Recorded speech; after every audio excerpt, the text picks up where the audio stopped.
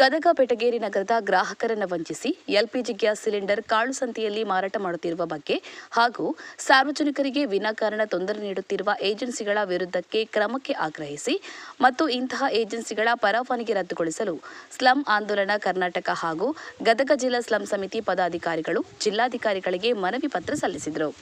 ಈ ಸಂದರ್ಭದಲ್ಲಿ ಗದಗ ಜಿಲ್ಲಾ ಸ್ಲಂ ಸಮಿತಿ ಅಧ್ಯಕ್ಷರಾದ ಇಮ್ತಿಯಾಜ ಆರ್ ಮಾನ್ವಿ ಮಾತನಾಡಿ, ಗೃಹ ಬಳಕೆ ಎಲ್ಪಿಜಿ ಸಿಲಿಂಡರ್ ಕೊರತೆಯಿಂದ ರಾಜ್ಯದಾದ್ಯಂತ ಗ್ಯಾಸ್ ಖರೀದಿಗೆ ಜನರು ಮುಗಿಬಿದ್ದಿದ್ದಾರೆ.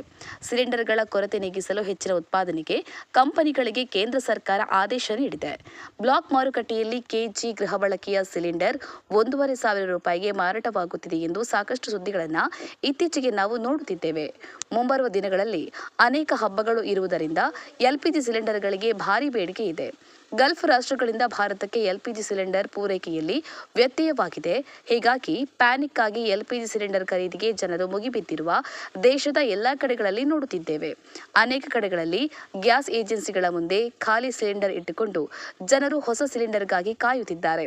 ಇಂತಹ ಸಂದರ್ಭದಲ್ಲಿ ನಗರದ ಬೆಟಗೇರಿ ಭಾಗದ ವಸ್ತ್ರದ ಭಾರತ್ ಗ್ಯಾಸ್ ಏಜೆನ್ಸಿ ಗ್ರಾಹಕರ ಹೆಸರಿಗೆ ಬಂದಿರುವ ಸಿಲಿಂಡರ್ಗಳನ್ನು ಕಾನೂನು ಬಾಹಿರವಾಗಿ ಗ್ಯಾಸ್ ತುಂಬುತ್ತಿರುವ ಅಂಗಡಿಗಳಿಗೆ ಹೆಚ್ಚಿನ ಹಣಕ್ಕೆ ಕಾಳು ಸಂತೆಯಲ್ಲಿ ಮಾರಾಟ ಮಾಡಿ ಮಧ್ಯಮ ವರ್ಗ ಹಾಗೂ ಬಡವರಿಗೆ ವಂಚಿಸಲಾಗ್ತಾ ಇದೆ. ಮನೆ ಮನೆಗೆ ಗ್ಯಾಸ್ ಪೂರೈಸುವ ಸಿಬ್ಬಂದಿಗಳು ಜನರಿಂದ ಹೆಚ್ಚಿನ ಹಣವನ್ನು ವಸೂಲಿ ಮಾಡುತ್ತಿದ್ದಾರೆ ಎಂದು ಆಕ್ರೋಶ ವ್ಯಕ್ತಪಡಿಸಿದರು. ಅಲ್ಲದೆ ಗ್ರಾಹಕರಿಗೆ ಮೋಸ ಮಾಡಿ ಗ್ಯಾಸ್ ಸಿಲಿಂಡರ್ ಕಾಳು ಸಂತೆಯಲ್ಲಿ ಮಾರಾಟ ಮಾಡುತ್ತಿರುವ ಗ್ಯಾಸ್ ಏಜೆನ್ಸಿ ವಿರುದ್ಧ ಕ್ರಮ ಕೈಗೊಂಡು ರಾಜಾರೋಷವಾಗಿ ಹಗಲದೊರಡಿಗೆ ನಿಂತಿರುವ ಗ್ಯಾಸ್ ಏಜೆನ್ಸಿಯ ಪರವಾನಗಿಯನ್ನು ರದ್ದುಗೊಳಿಸಬೇಕು ಎಂದು ಆಗ್ರಹಿಸಿದರು.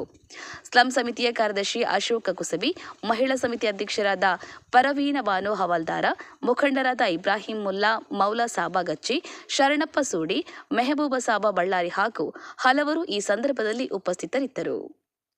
ಜೈ ಭೀಮ್ ನ್ಯೂಸ್ 24x7 ಇದು ಬಹುಜನರ ನ್ಯಾಯಕ್ಕಾಗಿ. ಇತ್ತೀಚೆಗೆ ಗ್ಯಾಸ್ಗಳು ಸಿಗುವಂಥದ್ದು ಸಾಕಷ್ಟು ತೊಂದರೆ ಆಗ್ತಾ ಇದೆ, ಸಾರ್ವಜನಿಕರಿಗೆ ತೊಂದರೆ ಆಗ್ತಾ ಇದೆ. ಅಂಥ ಒಂದು ಸಂದರ್ಭದಲ್ಲಿ ರಾಜ್ಯದಲ್ಲಿರ್ತಕ್ಕಂಥದ್ದು ಮತ್ತು ನಗರದಲ್ಲಿ ಗ್ಯಾಸ್ ಏಜೆನ್ಸಿಗಳು ಕಾಳು ಸಂತೆಯಲ್ಲಿ ಮಾರಾಟ ಮಾಡ್ತಕ್ಕಂಥ ಕೆಲಸ ಮಾಡ್ತಾ ಇದ್ದಾರೆ. ಅದನ್ನು ಖಂಡಿಸಿ ಇವತ್ತು ನಾವು ಜಿಲ್ಲಾಧಿಕಾರಿಗಳಿಗೆ ಮನವಿ ಕೊಟ್ಟಿದ್ವಿ.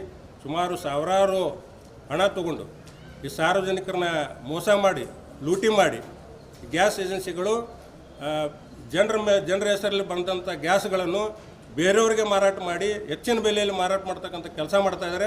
ಅದನ್ನು ವಿರೋಧಿಸಿ ಏಜೆನ್ಸಿಗಳ ಮೇಲೆ ಕ್ರಮ ತಗೋಬೇಕು, ಅವರ ಲೈಸೆನ್ಸನ್ನು ರದ್ದು ಮಾಡಬೇಕು ಅಂತೇಳಿ ಇವತ್ತು ಜಿಲ್ಲಾಧಿಕಾರಿಗಳ ಗಮನಕ್ಕೆ ತಂದಿದ್ವಿ. ಮುಂದೆ ಜಿಲ್ಲಾಧಿಕಾರಿಗಳು ಕ್ರಮ ತಗೊಳ್ಳಿಲ್ಲ ಅಂತಂದ್ರೆ ಉಗ್ರ ಹೋರಾಟ ಮಾಡ್ತೀವಿ ಅಂತೇಳಿ ಈ ಮೂಲಕ ಎಚ್ಚರಿಕೆಯನ್ನು ಕೊಡ್ತಾ ಇದ್ದೀವಿ.